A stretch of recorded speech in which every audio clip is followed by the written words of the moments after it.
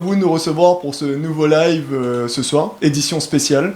Mais avant de commencer, je vous prie de bien vouloir excuser l'absence de Mathieu, qui est sur le terrain et qui continue à rencontrer du monde. Donc aujourd'hui, c'est l'équipe La Voix du Citoyen menée par Mathieu qui vous fait et qui anime ce live ce soir. Donc on est avec Stephenson l'Allemand. C'est ça. Salut Stephenson. Salut Gilles, tu vas bien? Ouais, très bien. Petite présentation rapide. Ouais, bon ben moi, marié, 3 enfants, originaire de l'Étang Salé, 35 ans, de profession dessinateur-projeteur depuis 2006. Je suis depuis 14 ans dans l'aménagement des projets de par ma profession et adhère totalement au projet de La Voix du Citoyen qui correspond à vraiment un véritable projet et non pas des plans sur la comète ou des copier-coller comme le candidat adverse est en train de proposer actuellement. Alors vous l'avez compris, ce soir, live édition spéciale. Une édition spéciale sur l'aménagement urbain, c'est la spécialité de Stephenson. L'aménagement urbain, l'environnement, les inondations, les terrains classés en zone rouge, les terrains à déclasser. Sous l'écran, vous avez un numéro de téléphone, le 02 62 082 250. 082 250. Si vous avez des questions sur les déclassements de terrain, si vous avez des questions sur les zones rouges, si vous avez des questions sur l'aménagement urbain, n'hésitez pas, Stephenson est un spécialiste de la matière et il est là pour répondre à vos questions ce soir. Donc, Stephenson, si tu peux nous expliquer un peu en quoi consiste l'aménagement urbain et le projet sur la commune de l'Étang Salé, s'il te plaît. Pas de souci, mais avant toute chose, je vais vous présenter notre ville. Sachez que notre ville, elle est sur un terrain de 36,56 km². Nous avons actuellement plus de 15 000 habitants qui sont en constante augmentation. On a une densification de la population au kilomètre carré qui ne cesse d'augmenter. On a sur notre territoire de nombreuses ravines qui la traversent. Pour en citer quelques-unes, ravine Mula, ravine Charbonneau, ravine Renonde, ravine Sèche, ravine Chenon, ravine Ruisseau, ravine des Cafes, ravine des Manirons. Et tous ces ravines engendrent des aménagements dans le futur. Cela fait plus de 21 ans que ces ravines sont délaissées. On le voit, des conséquences catastrophiques pour nous, citoyens de la ville. Sur ce constat-là, au niveau pluviométrie, notre territoire est constitué des hauts, avec une pluviométrie assez basse, des bas plutôt, avec une pluviométrie basse, et les hauts où la pluviométrie qui parfois ponctuellement engendre de grandes coulées et de grandes pluviométries. Si ce n'est pas contrôlé, cela peut engendrer de grandes catastrophes auxquelles notre commune a connu, et notamment, il n'y a pas si longtemps que ça, même cette année, avec des inondations et des débordements de ravines. Les caractéristiques des risques que nous avons sur notre territoire, je l'ai dit, ça concerne les inondations, mais il n'y a pas que les inondations. Il y a aussi le ruissellement des eaux de surface.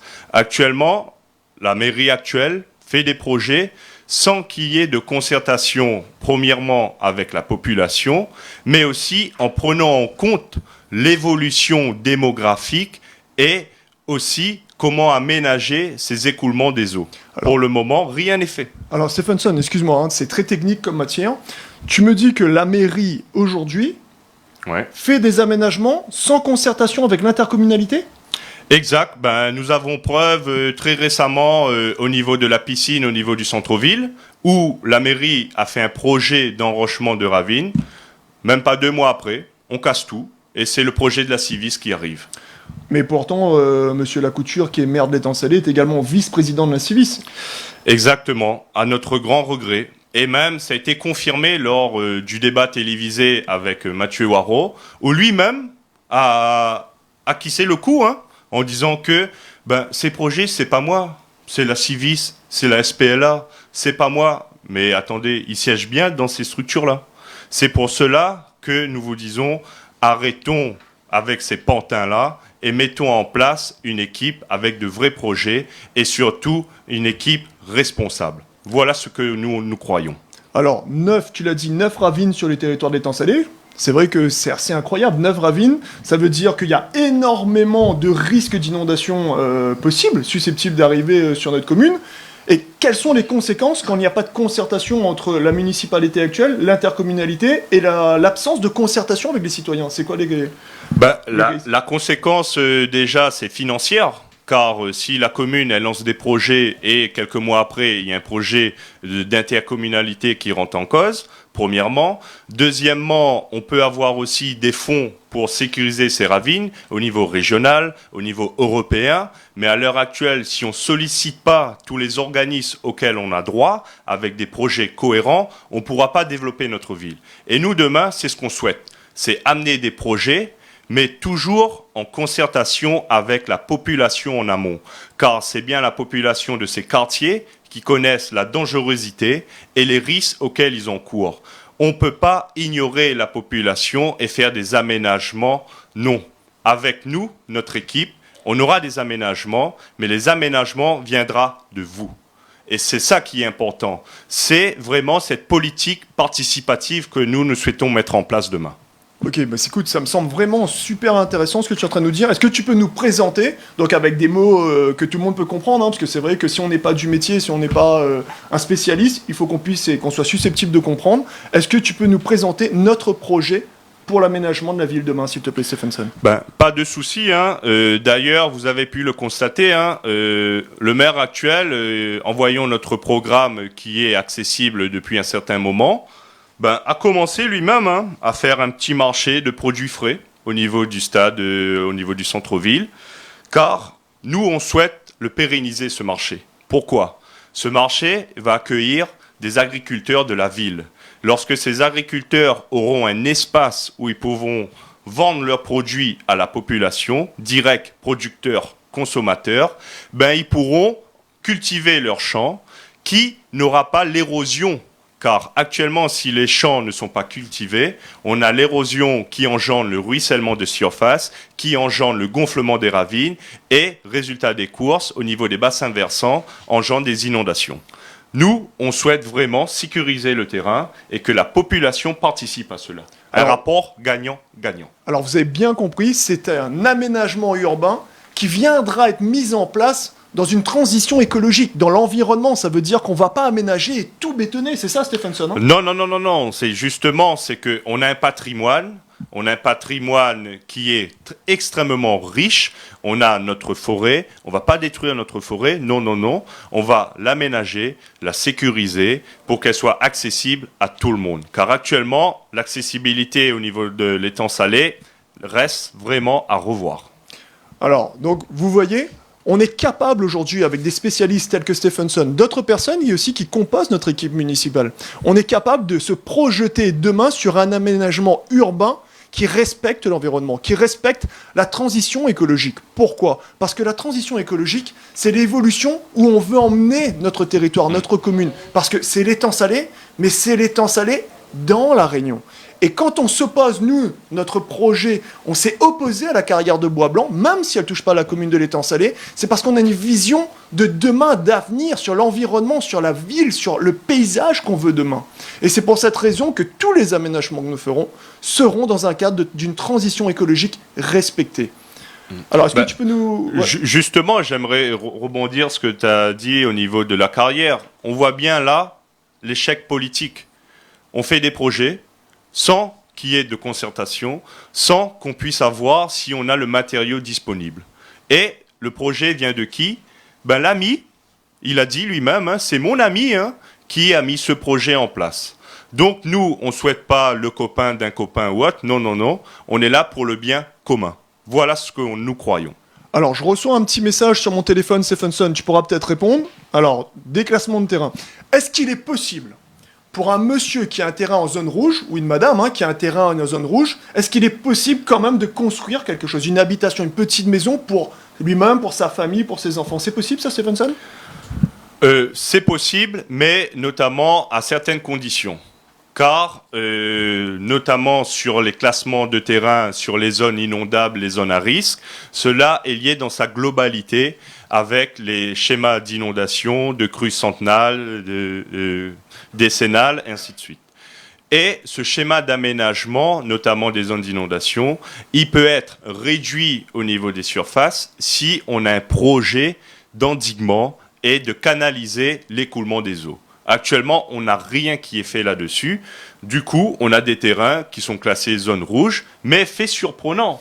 Certains terrains sont classés zone rouge, mais le copain, qui est de la mairie, lui, son terrain est constructible. Donc, vous avez zone rouge, constructible, zone rouge. D'accord, c'est un non-sens. Cherchez l'erreur. C'est un non-sens complet. C'est un non-sens total et nous, on est contre cela. Nous, ce qu'on voudra faire demain, c'est quoi? C'est aller voir chacun dans les quartiers où nous allons remettre, comme ça a été évoqué il n'y a pas longtemps des différents lives, les cases de quartier et les représentants de quartier qui vont faire un recensement des besoins de la population pour voir les terrains selon leur configuration, qu'est-ce que nous, la mairie, l'intercommunalité, nous pouvons amener pour sécuriser en premier lieu le terrain, car la priorité est vraiment la sécurisation de ces zones pour que la population ne soit pas en danger. Lorsque nous aurons sécurisé ces terrains, là ensuite, nous pourrons revoir le plan d'urbanisme et ensuite revoir ces classifications des différentes zones. Alors, vous voyez, souvent on nous interroge sur ce que c'est que la démocratie participative.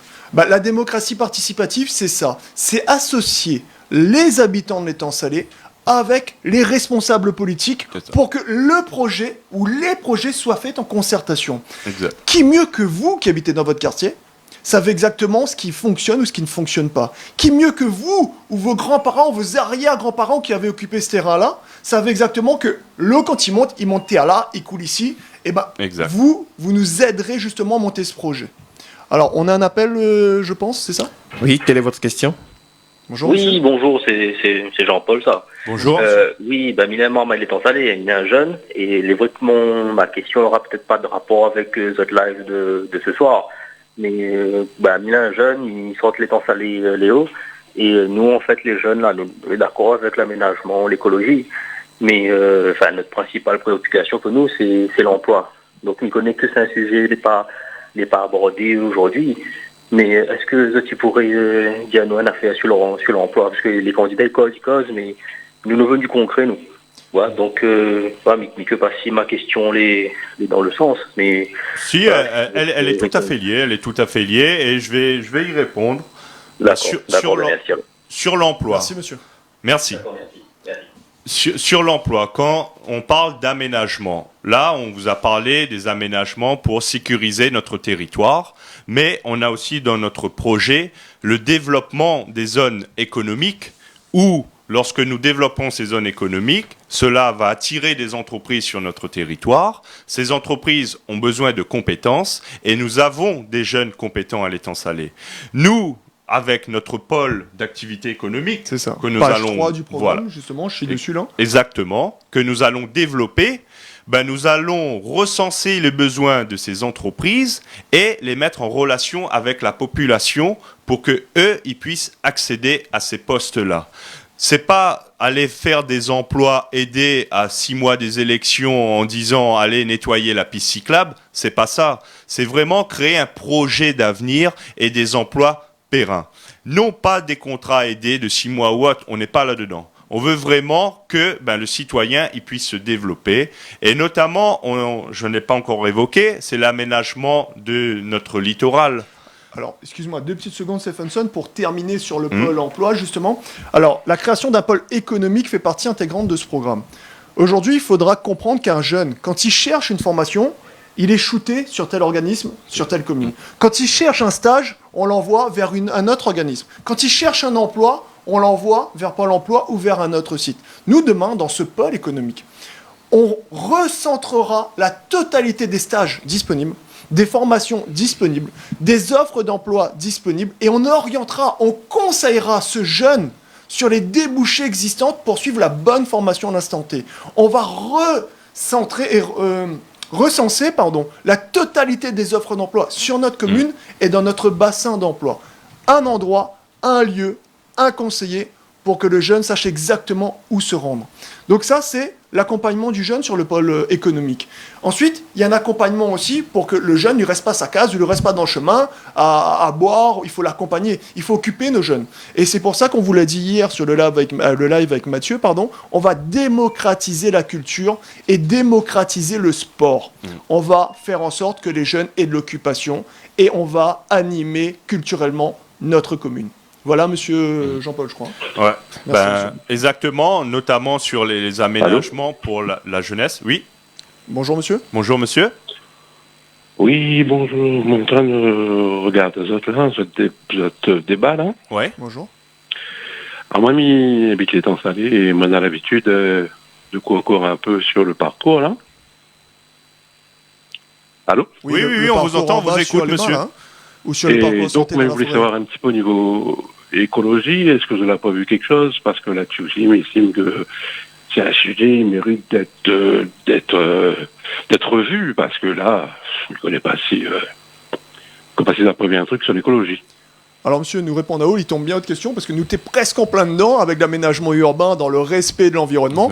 Alors, l'écologie, il faut savoir, monsieur, si vous courez sur le parcours santé en bas dans la forêt, nous a 300 espèces différentes au sein de cette forêt.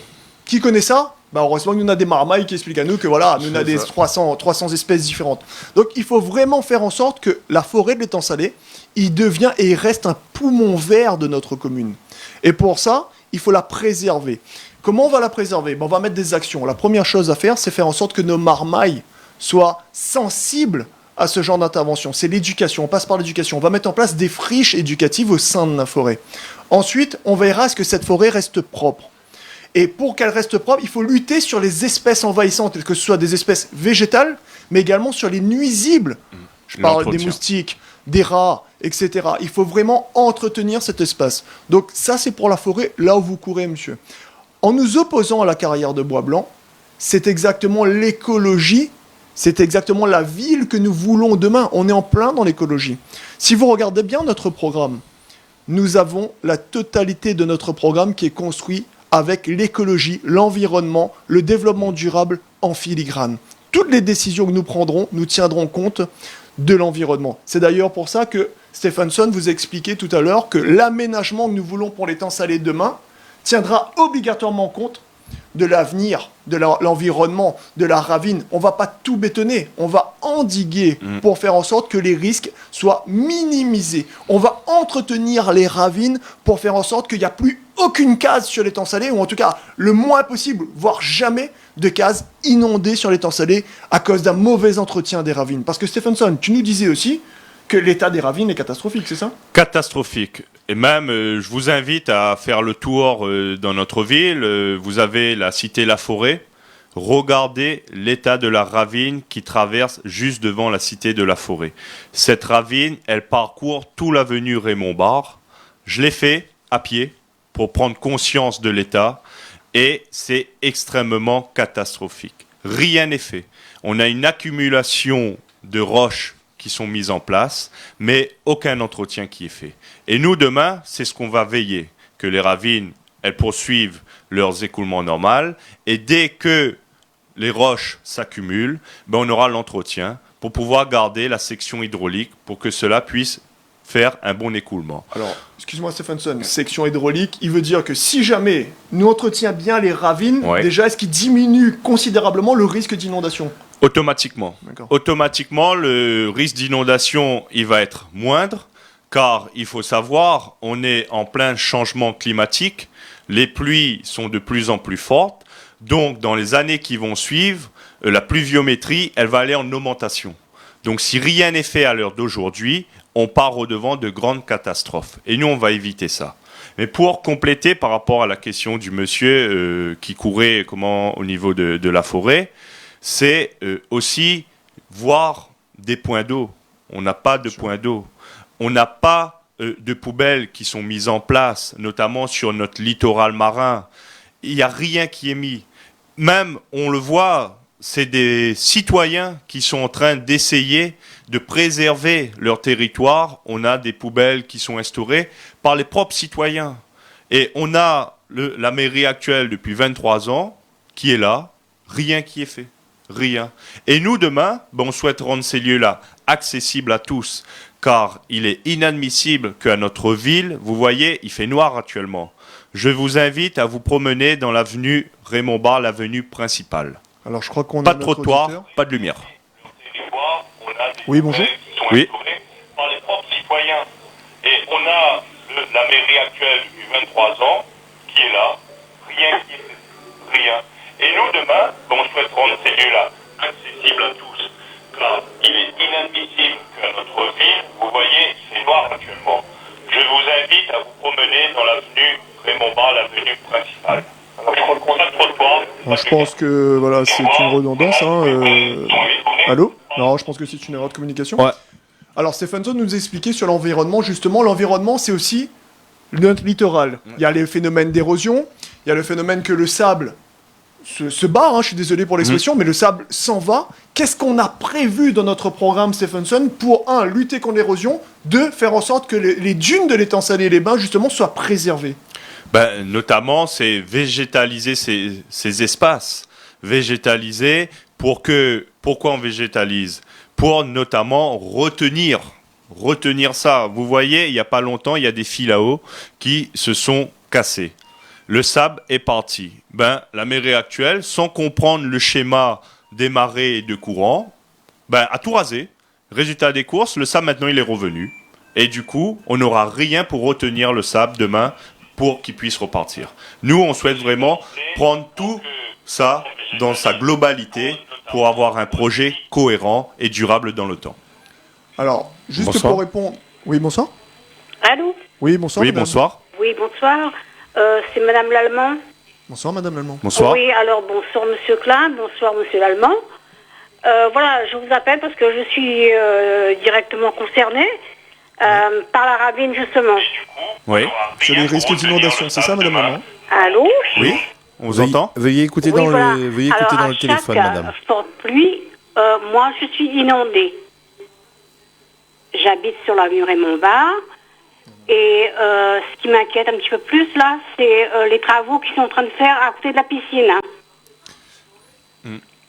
Donc, pour moi, quand il y aura une forte pluie, l'eau va refouler si vous voulez.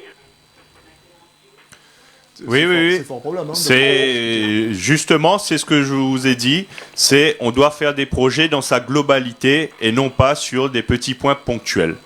Voilà, vous avez tout à fait dit un exemple là concret qu'on pourra voir, je l'espère pas demain, des risques qui pourront arriver par cela. Car, vous l'avez dit, cela va refouler. Mais pourquoi cela va refouler? Parce que en amont, la ravine, elle n'est pas traitée en amont. Si on traite qu'une petite section de la ravine, le problème, il n'est pas résolu. On doit le voir dans sa globalité. Et lorsqu'on est sur des écoulements, on ne commence pas sur le bas pour faire, mais on génère un plan sur la totalité et non pas sur des zones ponctuelles. Et nous, demain, notamment avec l'intercommunalité et les fonds européens, on va se bagarrer pour que notre ville, elle soit sécurisée et que nous courons aucun risque. Alors justement, vous parlez des inondations sur le centre-ville. C'est un non-sens qu'une commune comme l'étang Salé, dont on a le maire qui est également vice-présidence de l'intercommunalité, Exact. n'ait pas travaillé en concertation sur ce genre d'endiguement, là, Stephenson. Donc nous, demain, nous veillerons, si jamais ces travaux ne sont pas suffisants, à endiguer le reste de la ravine, même toutes les ravines au fur et à mesure, mais commençons d'abord par le centre-ville et nous remontons dessus. Il faut à tout prix que les gens ne puissent plus jamais être inondés. Quand vous avez mis toutes vos économies dans une maison pour votre foyer, pour votre famille, vous ne pouvez pas tout perdre parce que les responsables politiques ne font rien pour vous. Et c'est ça qu'on va veiller demain. Merci en tout cas, madame, de nous avoir appelés. Ensuite, on vous parlait justement de l'étang Salé-les-Bains. On a reçu un mail là, sur l'étang Salé-les-Bains. Notre projet pour l'étang Salé-les-Bains, c'est faire en sorte que la station balnéaire de l'étang Salé-les-Bains reste une station balnéaire authentique, qu'elle garde son cachet longtemps. Certains voudront peut-être faire autre chose. Nous, il est hors de question que l'étang Salé-les-Bains devienne un Saint-Gilles d'aujourd'hui. Non, on va garder ce côté longtemps, ce cachet authentique. Le village. Le village, du village justement. Ils appellent ça le village en bas sur l'étang Salé-les-Bains. Et donc on va garder ce cachet authentique de l'étang Salé-les-Bains. Je voulais apporter cette petite précision par rapport au mail qu'on a reçu à l'instant. Donc sur l'aménagement, Stephenson, tu voyais autre chose? Sur l'aménagement, point aussi important, hein, l'aménagement, il englobe vraiment énormément de sujets. Et forcément, le temps qui nous est imparti, ça va être extrêmement difficile de tout développer. Hein. Donc, je vous invite à prendre connaissance de notre programme, notamment avec les réseaux sociaux, Facebook, YouTube. On a une page Internet où le programme est détaillé. Mais sachez que ce programme, il va vivre et il va évoluer. Et il va évoluer, c'est vous qui va le faire évoluer demain. Car, on l'a dit, on va mettre en quartier, et c'est dans ces quartiers que les décisions seront menées. Mais les décisions ne viendront pas de nous, mais viendront de la population. C'est ça qu'on va mettre en place. Et il est inadmissible qu'à l'heure d'aujourd'hui, en 2020, sur notre commune, on a des habitants qui n'ont pas d'eau. Exactement, on passe à bois blanc. Voilà. Sur certains chemins Ils n'ont de pas d'eau, pas d'électricité, pas d'assainissement. Nous, demain, on va veiller pour que toute la population de l'étang salé puisse avoir droit à l'eau. Car c'est un droit. C'est un droit. C'est un droit fondamental. C'est important ce que vous dites, Stephenson. Parce que nous, demain, on n'attendra pas 15 ans, 20 ans, 25 ans ou 23 ans pour faire l'aménagement. La priorité, c'est que tout citoyen puisse avoir un accès égal à l'eau. L'eau, c'est la vie. Il n'est pas normal qu'un citoyen n'ait pas accès à l'eau. Donc demain, nous engagerons les travaux et les fonds nécessaires pour que tout à chacun, que vous habitiez à l'étang Salé-les-Bains ou au plus haut dernier degré du sommet de notre commune, puisse avoir accès à l'eau. C'est ça, une ville équitable, c'est justement ce maillage qui permet à tout à chacun d'avoir accès à la même énergie. L'eau, électricité, c'est le minimum.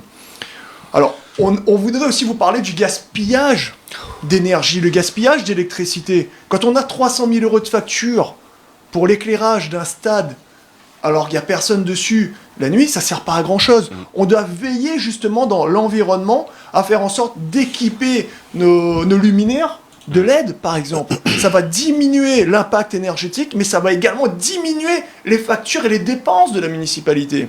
On doit gérer presque cette commune comme si c'était notre porte-monnaie, le porte-monnaie de notre foyer. Et vous verrez qu'on y fera beaucoup, beaucoup, beaucoup plus attention.